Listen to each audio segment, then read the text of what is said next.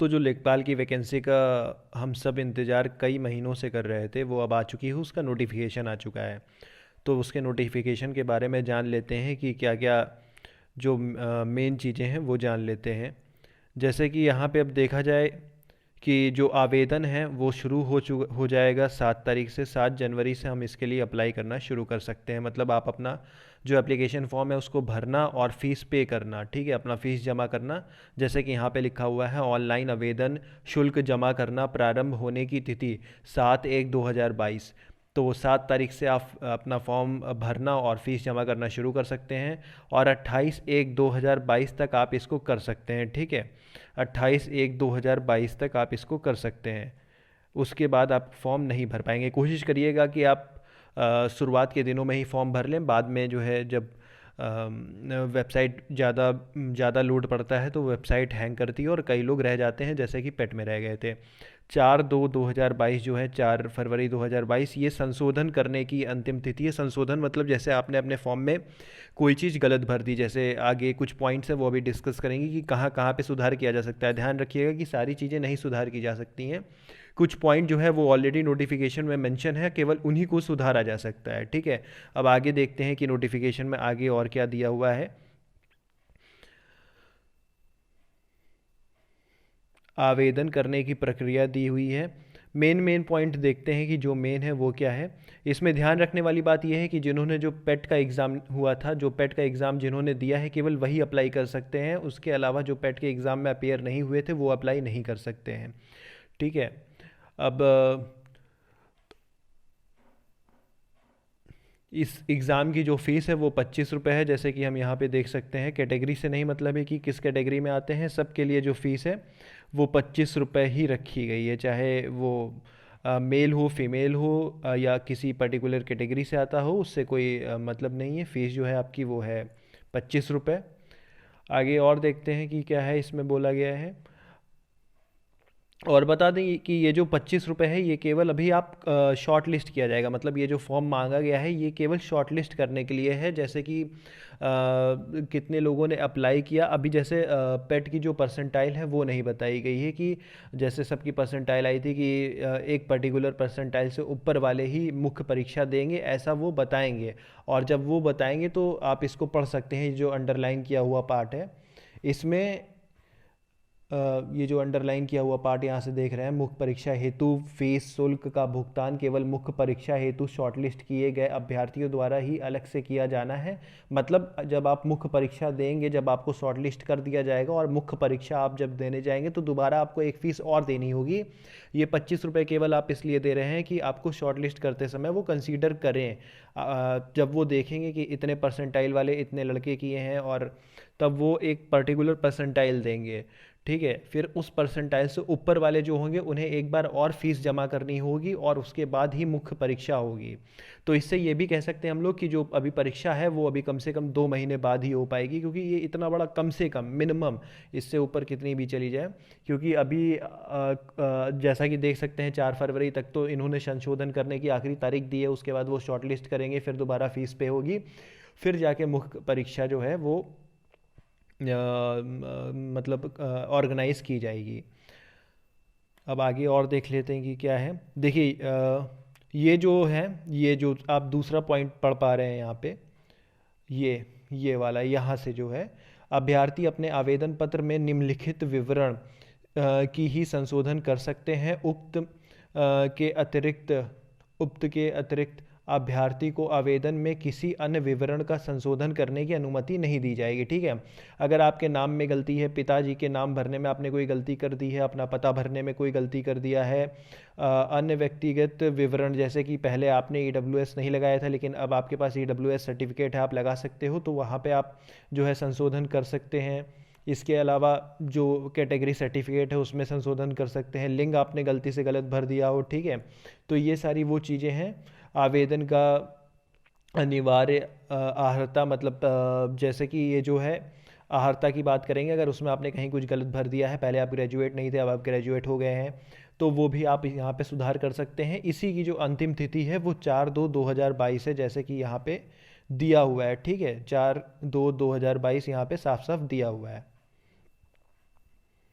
अब ये पदों का विवरण है, मतलब जो वैकेंसी है उसका विवरण है। टोटल वैकेंसी बहुत ही अच्छी खासी है।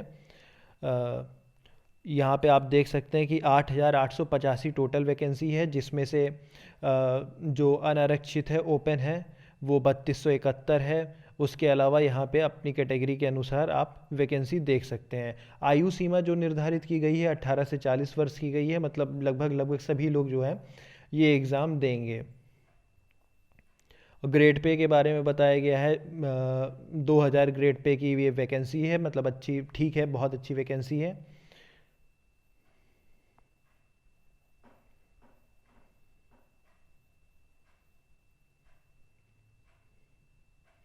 अब यहाँ पे हम देख सकते हैं कि एलिजिबिलिटी जिसको कहते हैं, आहर्ता क्या है। यहाँ पे केवल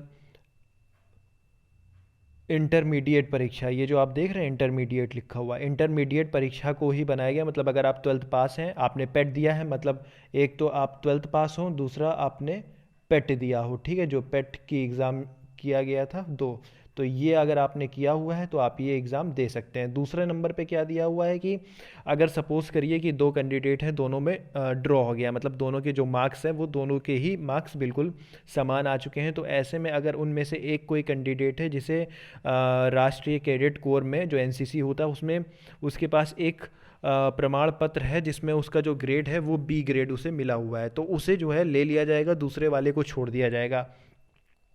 या तो उसने प्रादेशिक सेवा में न्यूनतम 2 वर्ष की अवधि तक सेवा की हो, ठीक है, तो ये दो अगर किसी के पास है तो उसे बाकियों के हिसाब से बाकियों से ज़्यादा कंसीडर किया जाएगा। ध्यान रखें कि मार्क्स या कहीं और पे नहीं, ये केवल ड्रॉ होने की कंडीशन है कि अगर दोनों में समान मार्क्स है, दो में से किसी एक को लेना है, तो जिसके पास ये होगा उसे ले लेंगे, जिसके पास ये नहीं होगा उसे छोड़ देंगे, ठीक है।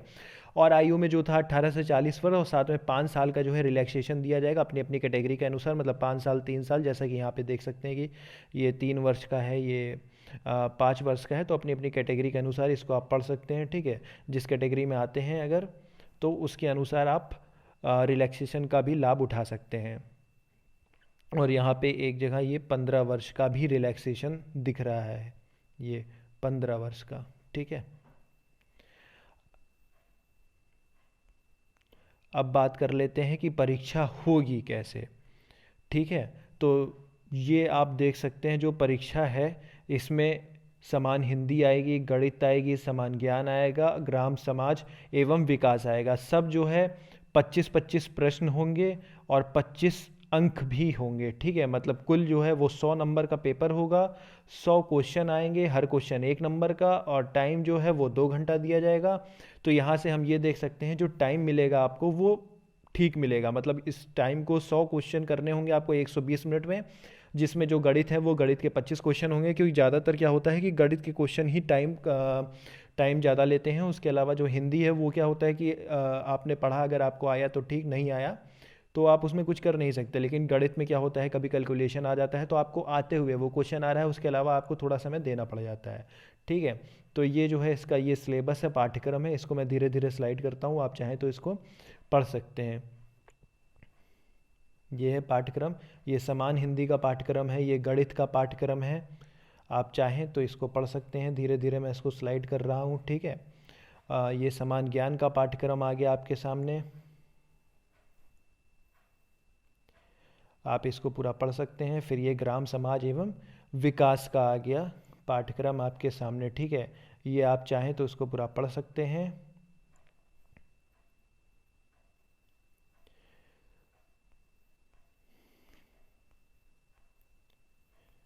महिलाओं के लिए जो है वो कुछ अलग पद भी इसमें दिए हुए हैं।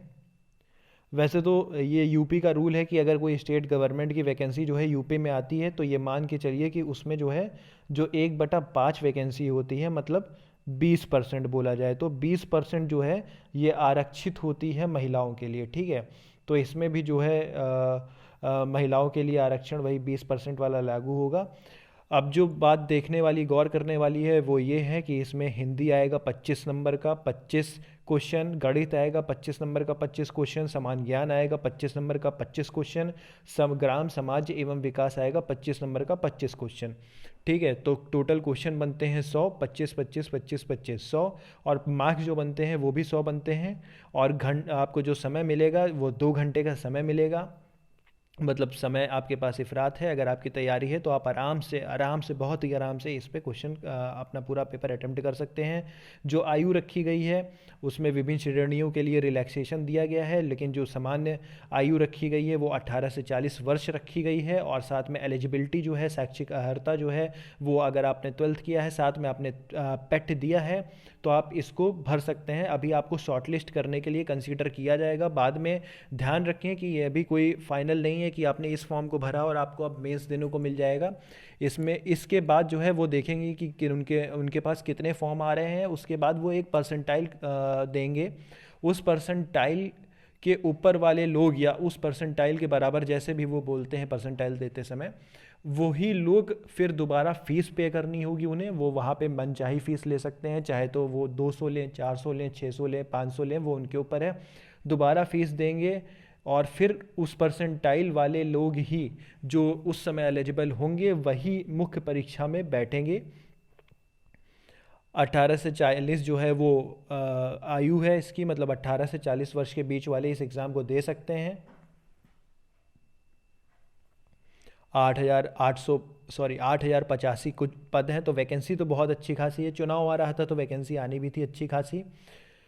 तो लग जाइए, क्योंकि वैकेंसी आ चुकी है। एग्ज़ाम होने की जो संभावना है वो मार्च से पहले बिल्कुल भी नहीं है, किसी कीमत पे नहीं हो सकती, क्योंकि अभी 4 फरवरी तक तो यही इसी का प्रोसीजर चलेगा। उसके बाद वो शॉर्ट लिस्ट करेंगे, फिर वो एक परसेंटाइल निकालेंगे। उस परसेंटाइल वाले से ऊपर या उतना पाए हुए लोग दोबारा से एक बार फीस पे करेंगे। उसके बाद एडमिट कार्ड आएंगे और फिर जाके मुख्य परीक्षा आयोजित की जाएगी। तो अभी वो मार्च से पहले क्या, मार्च से काफ़ी आगे भी जा सकता है, अप्रैल मई में भी जा सकता है, लेकिन मान के चलिए कि मार्च से पहले तो किसी कीमत पे नहीं हो सकता है। ठीक है। और आप अगर 12th किए हैं और आपने पेट दिया है तो आप ये 25 रुपये दे के ये फॉर्म भर सकते हैं, जो कि 7 तारीख से 7 तारीख से शुरू हो जाएगा भरा जाना। 28 तारीख के बाद ध्यान रखिएगा कि आप नहीं भर सकते हैं, और 4 तारीख के बाद आप संशोधन नहीं कर सकते हैं। जो यहाँ पे समान हिंदी का आप देख रहे हैं, समान हिंदी की तैयारी इस चैनल पर बहुत अच्छे से हो सकती है। अगर आप इस चैनल पर बने रहेंगे तो रोज़ाना 25 प्रश्न आपको हिंदी के, जो कि बहुत ही अच्छे स्टैंडर्ड के प्रश्न होंगे, वो निःशुल्क आपको मिलेंगे, क्योंकि 25 नंबर जो है वो बहुत ही अच्छा इंपॉर्टेंट रोल प्ले करता है। तो अगर आप चाहें तो 25 नंबर जो है ये इस चैनल के साथ में आप तैयारी कर सकते हैं। आपको रोज़ 25 क्वेश्चन, 20 क्वेश्चन, बहुत ही अच्छे क्वालिटी के क्वेश्चन जो है वो आपको मिलते रहेंगे। और जो है अगर आप चाहें तो इस चैनल पर बने रहें, इसको सब्सक्राइब कर दें, वीडियो को लाइक कर दें और अपने दोस्तों में शेयर कर दें। ठीक है, चलते हैं फिर।